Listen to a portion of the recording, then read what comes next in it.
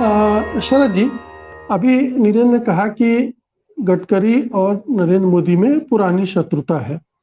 राजनाथ सिंह जी की तो ऐसी कोई शत्रुता है नहीं, और वो शत्रुता वाले व्यक्ति भी नहीं है, और लड़ने झगड़ने वाले, संघर्ष करने वाले, किसी को चुनौती देने वाले व्यक्ति भी अभी तक उस तरह के नेता नहीं दिखे हैं।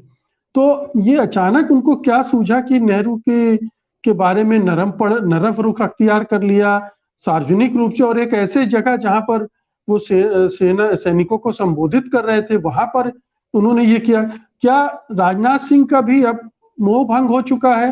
अब उनको भी लग रहा है कि अगली पारी तो नहीं मिलने वाली है। अनम्यूट कर लीजिए।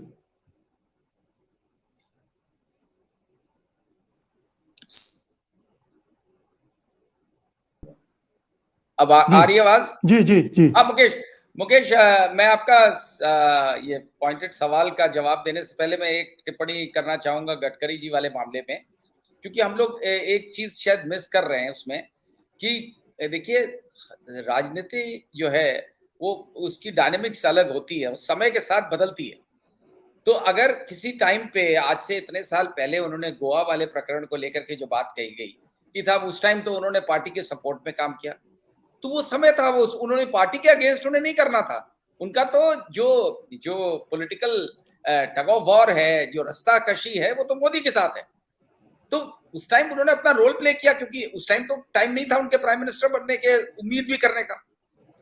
तो टाइम के साथ जब समय के हिसाब से आदमी टिप्पणी करता है, समय के हिसाब से बोलता है, और गडकरी जी का जो डिफरेंसेस हैं वो कई दफे सामने आ चुके हैं। इसी वजह से कहा जाता है गडकरी की एक्सेप्टेबिलिटी विपक्ष में जितनी ज्यादा है वो नरेंद्र मोदी जैसे व्यक्ति की नहीं है, क्योंकि नरेंद्र मोदी का अपना अलग रवैया है, उनका एक उनके तौर तरीके अलग हैं, और जिस तरह पावर बढ़ती जा रही है, देखिए सबसे बड़ी बात ये होती है जब पावर बहुत ज्यादा बढ़ जाती है, जब सत्ता का मद हो जाता है, तब आदमी ये भूल जाता है कि दुनिया कैसी है। उसको लगता है जैसा हम चाहते हैं वैसे दुनिया चलती है, जैसे हम चाहते हैं वैसे देश चलेगा। वही स्थिति आज आ चुकी है। और ये दो जो लोग की जोड़ी तो कही जाती है, लेकिन असली मुझे लगता है जो कुछ है वो सब कुछ केंद्रित है सिर्फ प्रधानमंत्री नरेंद्र मोदी में। और सॉरी, इतिहास में ऐसे बहुत से लोग हुए हैं जो जब उन्हें सत्ता का इतना मद हो जाता है तो वो किसी की परवाह नहीं करते, वो वही चाहते हैं, वही करते हैं। आज आप देख लीजिए बड़े बड़े ये तो दूसरी बात हो गई शरद जी, लेकिन मैं आ रहा हूँ प्रसंग ये है राजनाथ सिंह कि पे। जी जी जी प्लीज। हाँ, मैं आ रहा हूँ राजनाथ सिंह पे।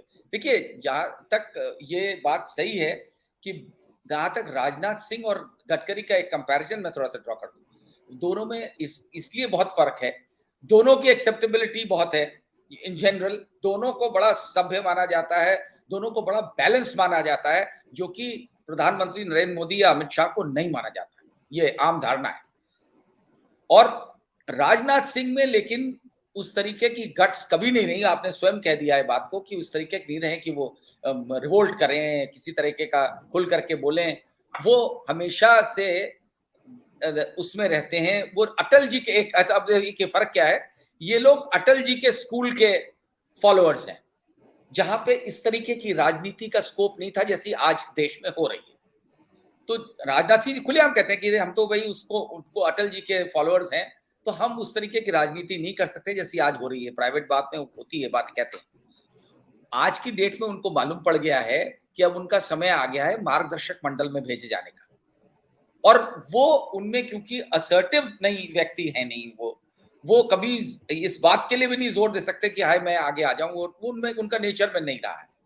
तो उन्हें मालूम है कि अब उनकी इनिंग्स खत्म होने वाली है। जो कुछ उनका है अब वो चाहते हैं किसी तरह बेटे को प्रमोट करते हैं। बेटा में जिस तरीके की हरकतें करी थी उस टाइम पे, जब आपको याद होगा बड़ा मामला उठा था, वो टिकट टिकट बांटने में उनके ऊपर बड़े आरोप लगे थे, उसके बाद वो बिल्कुल ठंडा कर दिया गया था। इसीलिए उनको उत्तर प्रदेश में मंत्री नहीं बनाया गया, जबकि वो इस वाले इलेक्शन में सबसे ज्यादा वोट से, रिकॉर्ड वोट से जीते थे। लेकिन अभी राजनाथ सिंह का जहां तक सवाल है, मुझे लगता है कि वो कई बार इस तरीके की बात कर चुके हैं, जिससे जाहिर होता है कि उनमें उस तरीके की वो जो एक नफरत वाली आग होती है, वो उनमें बिल्कुल नहीं है, कतई नहीं है। इसीलिए अगर नेहरू के बारे में उन्होंने सॉफ्ट टिप्पणी करी है तो इसमें कोई ताज्जुब की बात नहीं है।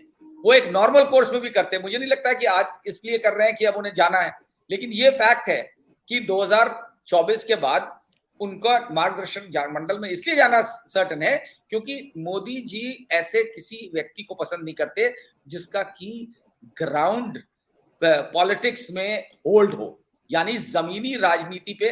जिस तरह राजनाथ सिंह उत्तर प्रदेश से आते हैं जहां इतने सारे एमपीज हैं, राजनाथ सिंह की अच्छी पकड़ है स्टेट में, 2 बार मुख्यमंत्री रह चुके हैं, उनकी फॉलोइंग है और उनके साथ विपक्ष भी उनको फेवर कर दे ऐसी सिचुएशन में जहां अगर ये आ जाए कि चूज करना है उनके बीच में और किसी और दूसरे तरीके के नेता। वही चीज गडकरी जी के बारे में ऑलरेडी राजेश बादल ने, सबने कहा कि उनकी एक्सेप्टेबिलिटी, ये कहना कि साहब वो उद्योगपतियों के क्लोज है, उद्योगपतियों के क्लोज तो अमित शाह भी और नरेंद्र मोदी भी हैं, उनसे ज्यादा क्लोज कौन होगा? सबको मालूम है अडानी की दौलत कहां से कहां पहुंच गई, कैसे पहुंच गई, कोई ऊपर वाले की नीली छतरी खुल के तो नहीं बरसी है। तो ये मानना कि उनके साथ बहुत लोग हैं सही है, लेकिन मुझे क्या लगता है कि राजनाथ सिंह ने कोई मैसेज दिया है मोदी जी को?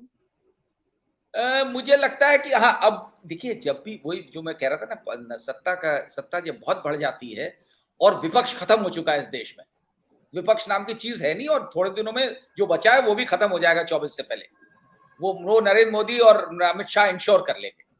तो ऐसी स्थिति में जब ऐसा हुआ, आप इतिहास देखिए, तो आवाज अंदर से उठती है।